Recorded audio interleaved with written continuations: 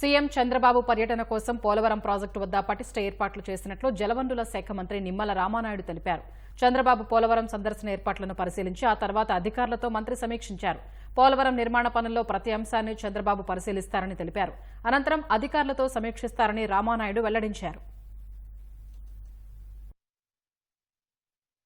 మళ్ళీ చంద్రబాబు నాయుడు గారు సోమవారం పోలవరాన్ని ఇచ్చేస్తూ ఉన్నారు. ఖచ్చితంగా ఏదైతే మరి యొక్క 5 సంవత్సరాల పోలవరం విధ్వంసం ఏదైతే ఉందో, ఎందుకంటే ఆ మాట మేమేదో తెలుగుదేశం పార్టీ ప్రభుత్వ పరంగా మేము చెప్పట్లా. మరి నీతి ఆయోగ్ కమిటీ ఒక రిపోర్ట్ ఇమ్మని ఐఐటి హైదరాబాద్ కోరితే వాళ్ళు రిపోర్ట్ ఇచ్చారు. ఇది ప్రకృతి తప్పిదం కాదు, ఇది ప్రభుత్వ తప్పిదం.